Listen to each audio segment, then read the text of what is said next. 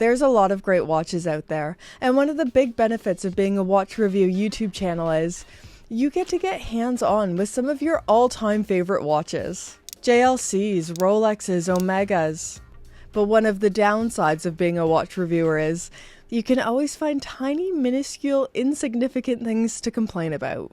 It's funny, I was thinking about these complaints I have, and a lot of them are examples of these watches' best traits also having downsides. Like, a lot of these are distinctives and the things that make a specific watch so special. But it also comes with some disadvantages. Before we get into it, I feel like I need to address why I'm wearing a jacket and a sweater in July. If you don't live in the UK, this probably seems weird. But Britain didn't get the memo that it's summer, it's freezing, and I have a cold now, so if my voice sounds a little bit weird, yeah, the UK doesn't play by the same rules. It's wild here. Anything can happen. Okay, we're kicking this list off with the most special watch I have in my collection, the Rolex Daytona. I know the Daytona makes people feel all kinds of ways. I always wanted to be the person who prefers the Speedmaster over the Daytona. I really want to be that person, but the Daytona has just always worked for me. 40mm case that wears far more like 38mm, 100 meters of water resistance, and it's one of the thinnest self-winding chronographs I've ever seen. I pretty much love everything about this watch except for one thing, those polished center links, or PCLs. And the PCLs are a part of the charm. It elevates the wearing experience and it looks so good and so shiny, but they are scratch magnets. This isn't just a Rolex Daytona thing, any high polished bracelets give me anxiety. I recently had in the Nomos Club Sport Neomatic, and I truly couldn't find a bad thing to say about it. It had amazing proportions, dial, case shape, specifications, but that high polished bracelet, I was so worried I was going to scratch it. I particularly worry about the clasp. I spend my days working at a desk, and I just want it to stay perfect. Maybe I just need to get over that mental hurdle and get more okay with scratches, but it stresses me out. Next one, the JLC Reverso. There's no getting around it. The Reverso is an absolute icon of the watch world, and it will forever be one of my all-time favorite timepieces. With that said, I've leveraged some pretty big complaints against JLC with their price hikes, but this complaint has nothing to do with the price. The big distinctive of the JLC Reverso is the rotating face, which is awesome and endless fun. But filming this one, and even wearing it and fiddling with the reversible face, I kept getting smudge marks everywhere. I feel like this is such a stupid complaint, and it is inevitable when you're touching a watch, but it just felt like it was never clean and always full of my thumbprints. Now before you comment, perhaps your fingers shouldn't be so gross then. You've got a point and you're not wrong. There's a lot of complaints one could make against the MoonSwatch. It is an overpriced piece of plastic that is known for dye transfers, pushers falling off, and comes on a horrible cheap Velcro strap. But I don't want to talk about things we've all heard a million times before. This is something I've not heard anyone talk about yet, and it's how freaking loud the quartz is. And I get it. I'm not expecting a Grand Seiko quartz movement or something. But I discovered how loud the quartz is because it was keeping me up at night. The quartz is so loud that I have to store it in a separate room overnight because I can hear it on my shelf and it bothers me. If you own a Grand Seiko, could you please back me up in the comment section so I don't look like a massive diva here? I don't know. Is there a certain loudness that quartz is supposed to be? Because this one's louder. So this one isn't quite as petty as the MoonSwatch, but it brings me absolutely no joy to say this, as it's one of my all-time favorite watches.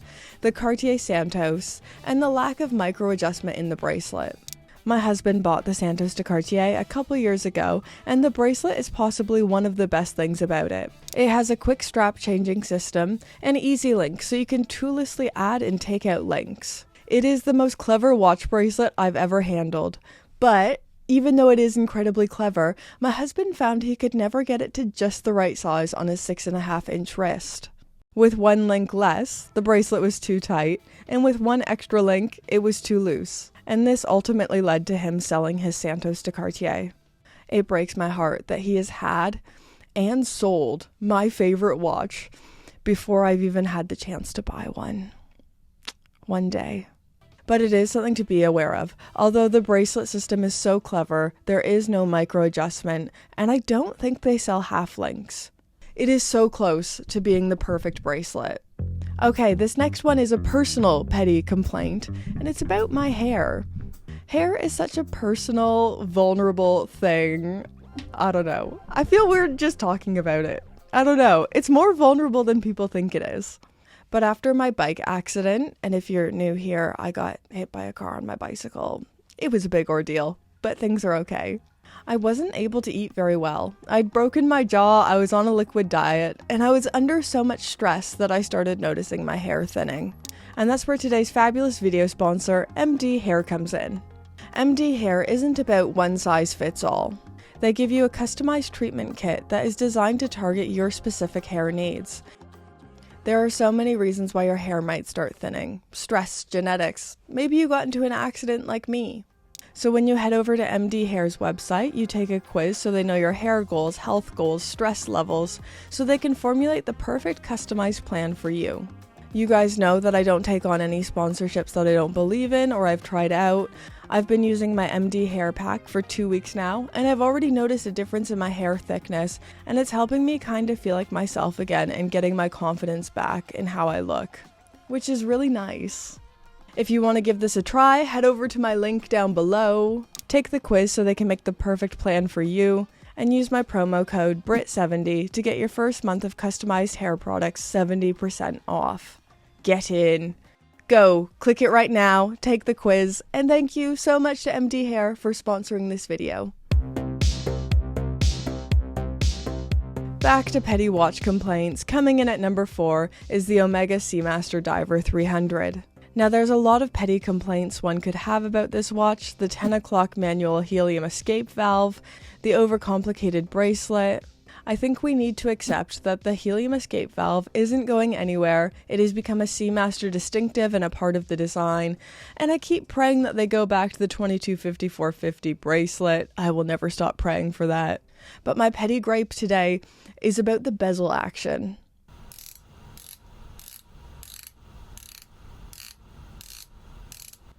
The scalloped bezel makes it easy for your fingers to slip, and the 60-click bezel has a high-pitched click that my brain just doesn't like.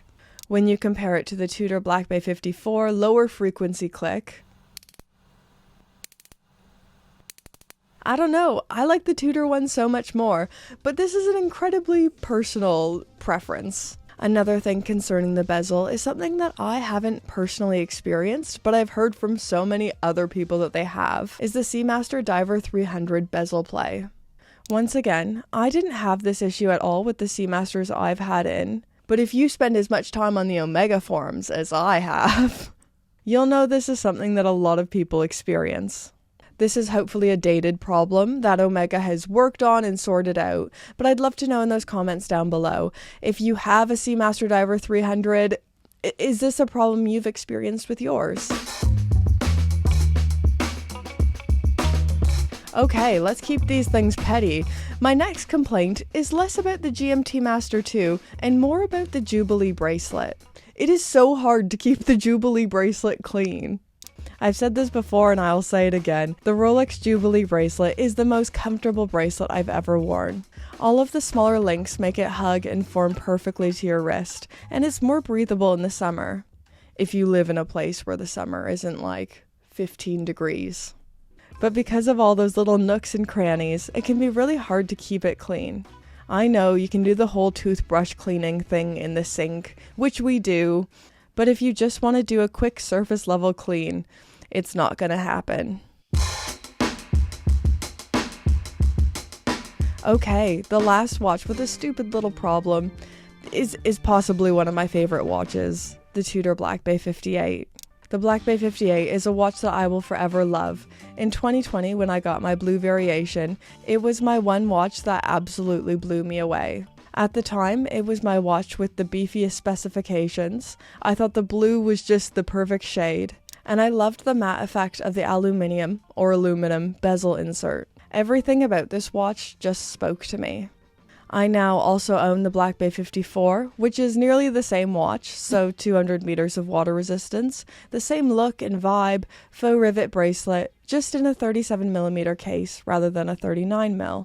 But there's one big thing that makes me choose the Black Bay 54 over the Black Bay 58, and it's the micro adjustment. The Black Bay 58 has no on-the-fly micro adjustments, whereas the Black Bay 54 is fitted with the T-Fit clasp, which offers 5 positions of micro adjust. You can adjust the 58, so there's 3 little holes on the clasp, and you just have to get a tool in there, but it's kind of a ball ache. The Black Bay 58 is almost the perfect watch. If they could get the Tudor T-Fit on there, it would be game over. Let me know in those comments down below if you have any watches that are awesome, but there's just one little tiny thing that makes them suck to own. Don't forget to do all those things to feed the sweet, sweet YouTube algorithm gods. Give this video a like, comment, and subscribe to my channel. I'm sorry if my voice was a bit, I don't know, annoying or cracky or anything today. I've just got this cold I can't get rid of, and well, it's this freaking British weather, okay? And let's thank the amazing, fabulous Pope tier patrons.